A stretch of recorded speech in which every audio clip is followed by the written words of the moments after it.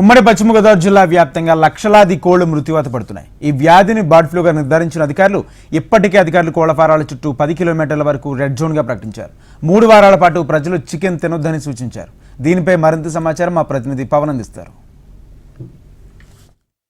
పశ్చిమ గోదావరి జిల్లా వ్యాప్తంగా బర్డ్ ఫ్లూ విజృంభిస్తోంది. మొత్తం మొన్నటి వరకు చూసుకుంటే ఇది అంతు చికెన్ వ్యాధిగా అయితే అధికారులు తెలిపారు. కానీ గత 4 రోజుల క్రితమే దీన్ని బర్డ్ ఫ్లూ కింద అధికారులు అయితే నిర్ధారించడం జరిగింది. అయితే ఇప్పటికే తూర్పుగోదావరి జిల్లా పెరవల మండలం కారు గ్రామం, అలాగే తణుకు నియోజకవర్గంలో వేలుపూరు గ్రామాల్లో సుమారు చుట్టుపక్కల 10 కిలోమీటర్ల వరకు అధికారులు అయితే ఇప్పటికీ రెడ్ జోన్గా ప్రకటించడం జరిగింది.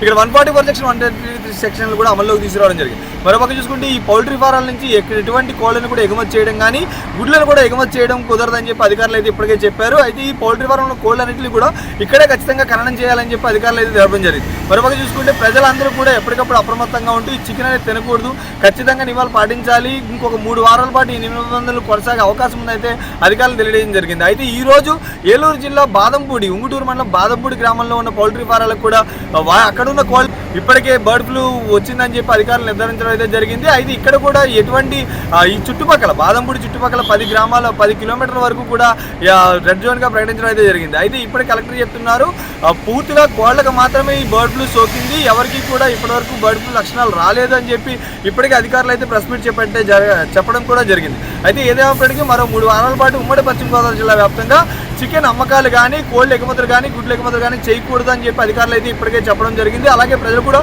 ఎప్పటికప్పుడు అప్రమత్తంగా ఉండాలని అధికారులు అయితే తెలిపారు. ఇది ఇక్కడ ప్రస్తుత పరిస్థితి. కెమెరా సురేష్ తో పవన్, HMTV, ఉమ్మడి పశ్చిమ గోదావరి జిల్లా నుండి.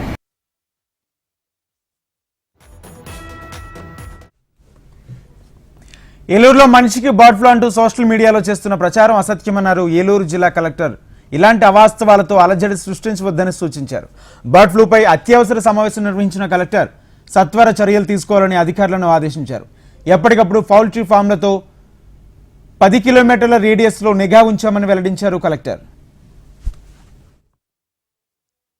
మనకు రిపోర్ట్ అవగానే ఎస్టర్డే అన్ని డిపార్ట్మెంట్ తోటి మన కోఆర్డినేషన్ మీటింగ్ పెట్టుకున్నాం. ఇందులో చాలా డిపార్ట్మెంట్ కాంట్రిబ్యూషన్ కూడా ఇంపార్టెంట్ అవుతుంది. సో మన ఫస్ట్ ఇమీడియట్గా అనిమల్ హస్బెండరీ డిపార్ట్మెంట్ చేయవలసిన కల్లింగ్ ప్రాసెస్ని మొదలు పెట్టాము. సో మనకు ఒక 20 టీమ్స్ ర్యాపిడ్ రెస్పాన్స్ టీమ్ అని ఒక 20 టీమ్స్ని ఫామ్ చేశాము. ఒక టీంలో 5 మెంబర్స్ ఉంటారు. వాళ్ళు దట్ 1 కిలోమీటర్ అండ్ 10 కిలోమీటర్ రేడియస్లో ఉన్న red spot and the surveillance జోన్ని వాళ్ళు మానిటర్ చేసుకోవాలి. కల్లింగ్ ప్రాసెస్ మొదలు పెట్టాలి. వాళ్ళకి కావాల్సిన PPE కిట్స్ కూడా మనకు సరిపోయిన ఉన్నాయి. సో PPE కిట్స్ ఇచ్చి N95 మాస్క్ ఇచ్చి ఆ కల్లింగ్ ప్రాసెస్ని ఇవాళ నుంచి మనం మొదలు పెడుతున్నాము.